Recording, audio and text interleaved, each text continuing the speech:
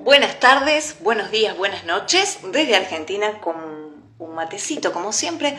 Usted prepare una infusión de su agrado, colóquese unos auriculares porque hoy vamos a viajar por las letras de Isabel Allende y vamos a leer 2 palabras.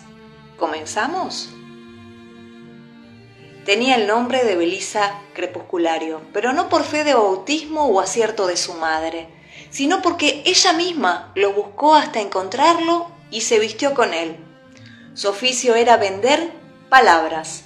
Recorría el país desde las regiones más altas y frías hasta las costas calientes, instalándose en las ferias y en los mercados, donde montaba 4 palos con un toldo de lienzo, bajo el cual se protegía del sol y de la lluvia para atender a su clientela. No necesitaba pregonar su mercadería, porque de tanto caminar por aquí y por allá, todos la conocían.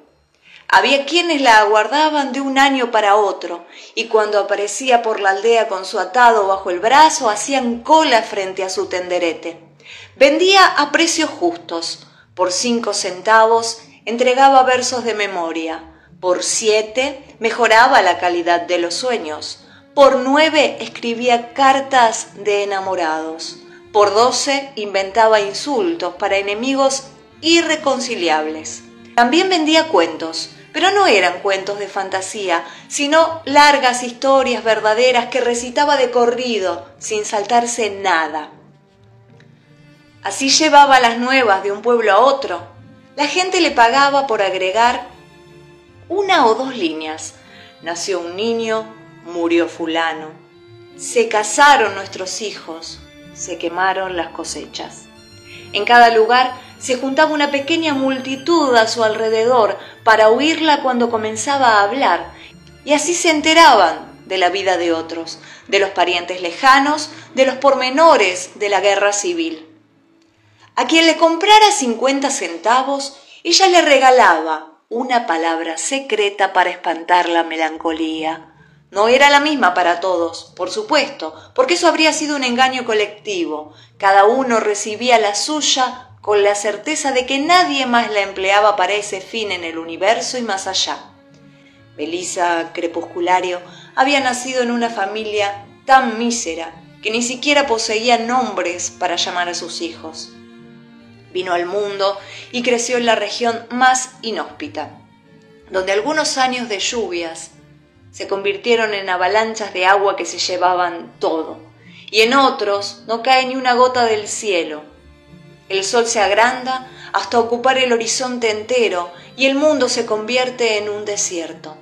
Hasta que cumplió 12 años no tuvo otra ocupación ni virtud que sobrevivir al hambre y la fatiga de siglos. Durante una interminable sequía le tocó enterrar a 4 hermanos menores, y cuando comprendió que llegaba su turno, decidió echar a andar por las llanuras en dirección al mar, a ver si en el viaje lograba burlar a la muerte. La tierra estaba erosionada, partida en profundas grietas, sembradas de piedras, fósiles de árboles y de arbustos espinudos, esqueletos de animales blanqueados por el calor. De vez en cuando tropezaba con familias que, como ella, iban al sur siguiendo el espejismo del agua. Algunos habían iniciado la marcha, llevando sus pertenencias al hombro o en carretillas, pero apenas podían mover sus propios huesos, y a poco andar debían abandonar sus cosas. Se arrastraban penosamente, con la piel convertida en cuero de lagarto y los ojos quemados por la reverberancia de la luz. Belisa los saludaba con un gesto al pasar, pero no se detenía, porque no podía gastar sus fuerzas en ejercicios de compasión.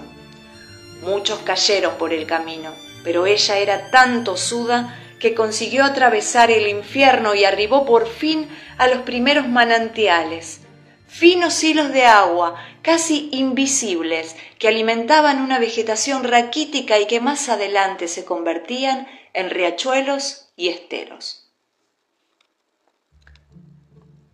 Belisa Crepusculario salvó la vida y además descubrió por casualidad la escritura. Al llegar a una aldea en las proximidades de la costa, el viento colocó a sus pies una hoja de periódico. Ella tomó aquel papel amarillo y quebradizo y estuvo largo rato observándolo sin adivinar su uso, hasta que la curiosidad pudo más que su timidez. Se acercó un hombre que lavaba un caballo en el mismo charco turbio donde ella secaría su sed. «¿Qué es esto?», preguntó. «La página deportiva del periódico», replicó el hombre sin dar muestras de asombro ante su ignorancia. La respuesta dejó atónita a la muchacha, pero no quiso parecer descarada y se limitó a inquirir el significado de las patitas de mosca dibujadas sobre el papel. «Son palabras, niña. Allí dice que Fulgencio Barba noqueó al negro tiznado en el tercer round». Ese día, Belisa Crepusculario se enteró que las palabras andan sueltas, sin dueño, y cualquiera con un poco de maña puede apoderárselas para comerciar con ellas. Consideró su situación y concluyó que, aparte de prostituirse o emplearse como sirvienta en las cocinas de los ricos, eran pocas las ocupaciones que podía desempeñar. Vender palabras le pareció una alternativa decente. A partir de ese momento ejerció esa profesión y nunca le interesó otra. Al principio ofrecía su mercancía sin sospechar que las palabras podían también escribirse fuera de los periódicos. Cuando lo supo, calculó las infinitas proyecciones de su negocio. Con sus ahorros le pagó 20 pesos a un cura para que le enseñara a leer y a escribir, y con los otros 3 que le sobraron se compró un diccionario. Lo revisó desde la A hasta la Z y luego lo lanzó al mar, porque no era su intención estafar a los clientes con palabras envasadas. Varios años después, en una mañana de agosto, se encontraba Belisa Crepusculario en el centro de una plaza, sentada bajo su toldo vendiendo argumentos de justicia a un viejo que solicitaba su pensión desde hacía 17 años. Era un día de mercado y había mucho bullicio a su alrededor. Se escucharon de pronto galopes y gritos. Ella levantó los ojos de la escritura y vio primero una nube de polvo y enseguida un grupo de jinetes que irrumpió en el lugar. Se trataba de los hombres del coronel, que venían al mando del mulato, un gigante conocido en toda la zona por la rapidez de su cuchillo y la lealtad hacia su jefe.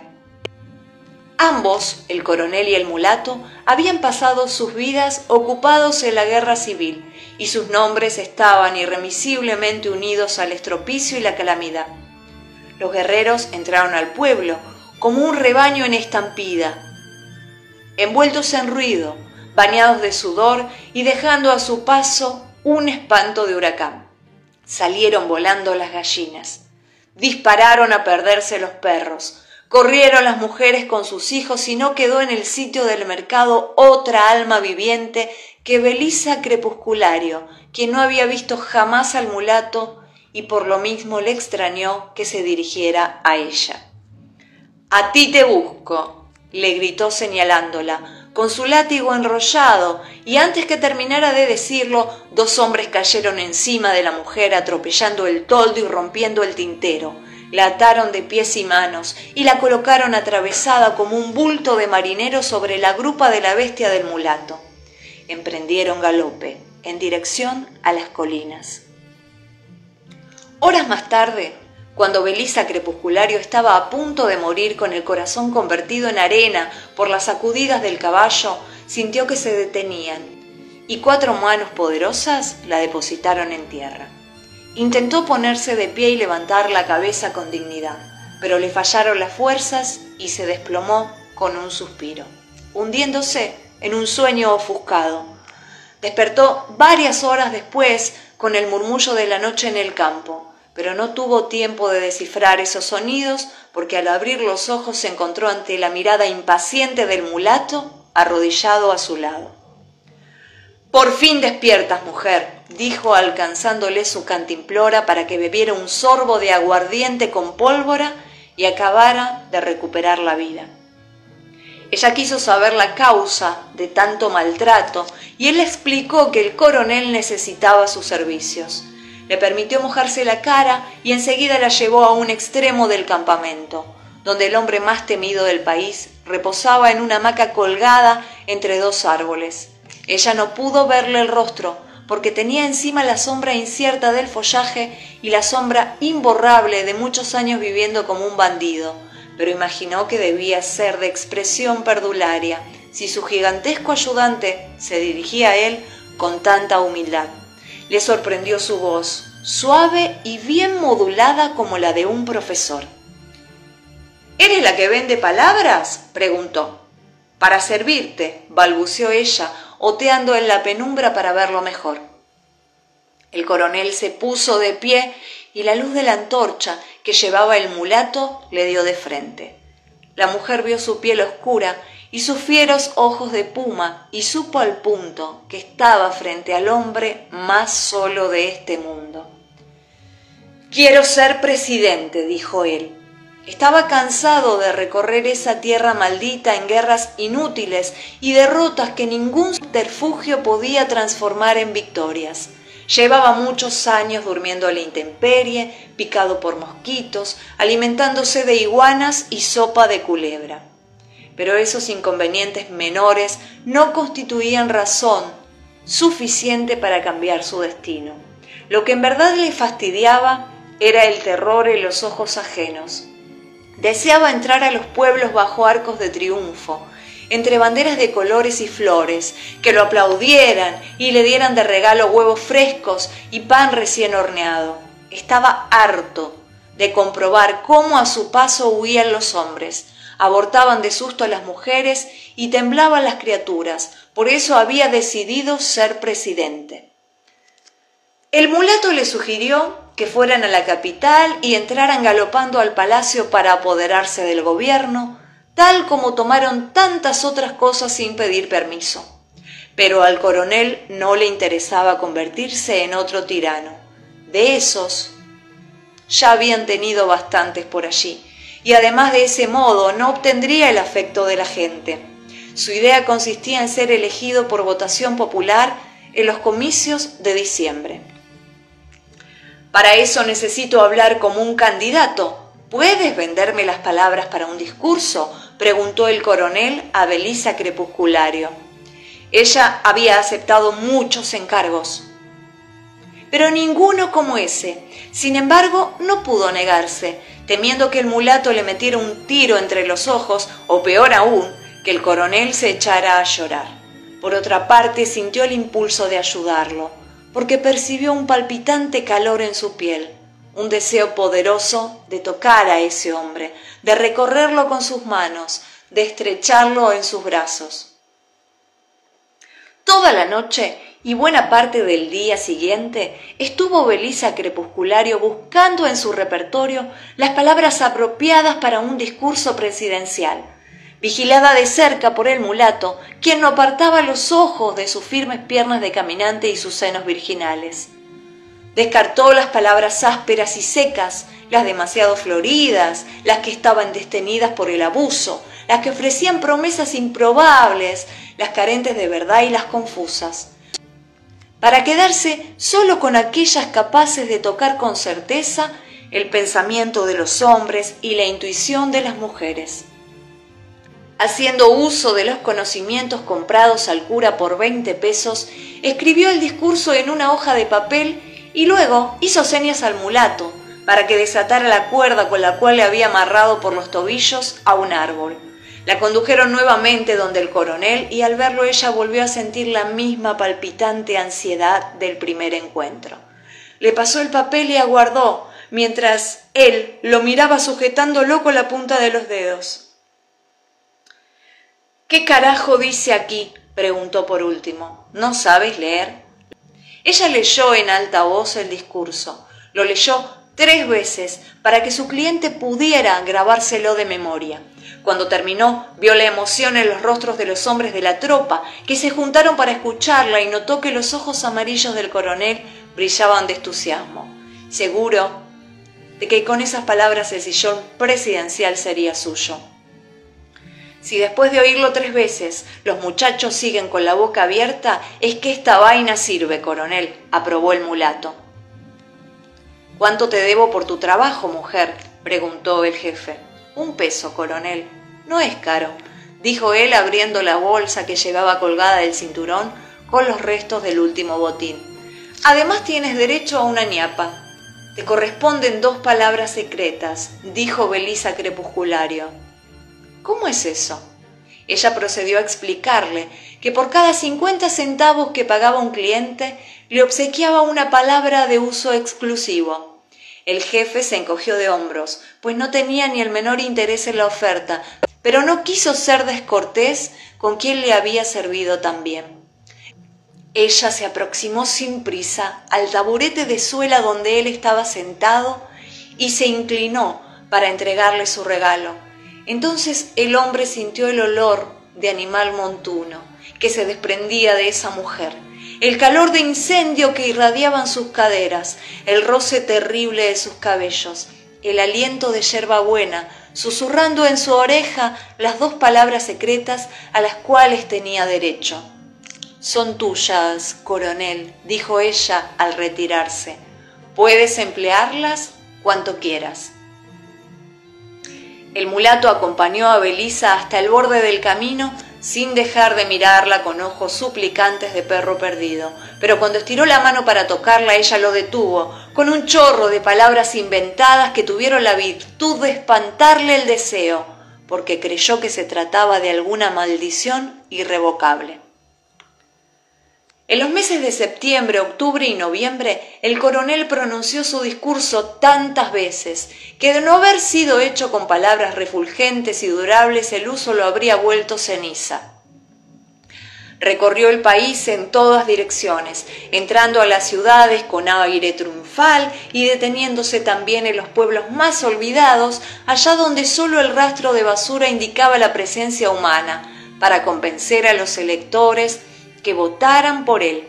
Mientras hablaba sobre una tarima al centro de la plaza, el mulato y sus hombres repartían caramelos y pintaban su nombre con escarcha dorada en las paredes, pero nadie prestaba atención a esos recursos de mercader, porque estaban deslumbrados por la claridad de sus proposiciones y la lucidez poética de sus argumentos, contagiados de su deseo tremendo de corregir los errores de la historia, y alegres por primera vez en sus vidas.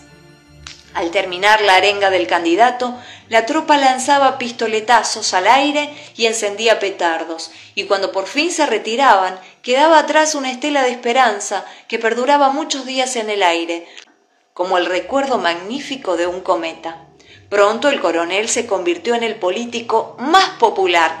Era un fenómeno nunca visto. Aquel hombre surgido de la guerra civil, lleno de cicatrices y hablando como un catedrático, cuyo prestigio se regaba por el territorio nacional, conmoviendo el corazón de la patria.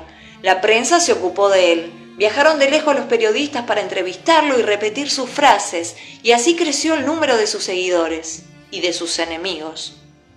«Vamos bien, coronel», dijo el mulato al cumplirse 12 semanas de éxito.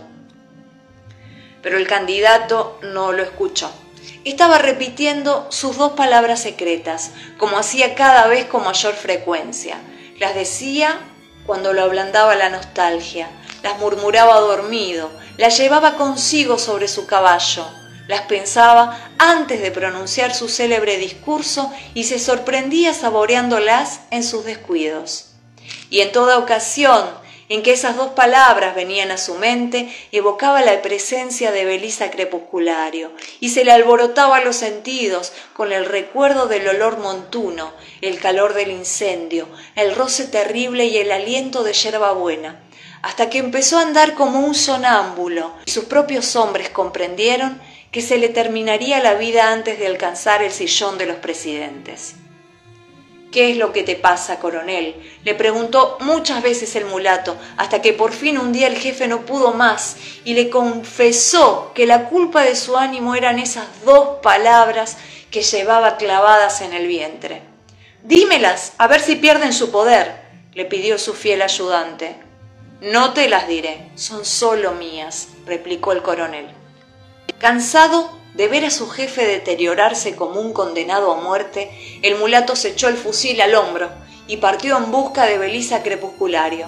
Siguió sus huellas, por toda esa vasta geografía hasta encontrarla en un pueblo del sur, instalada bajo el toldo de su oficio contando su rosario de noticias. Se le plantó delante con las piernas abiertas y el arma empuñada. «Tú te vienes conmigo», ordenó. Ella lo estaba esperando. Recogió su tintero, plegó el lienzo de su tenderete, se echó el chal sobre los hombros y en silencio trepó al anca del caballo. No cruzaron ni un gesto en todo el camino, porque al mulato el deseo por ella se le había convertido en rabia y solo el miedo que le inspiraba su lengua le impedía destrozarla a latigazos.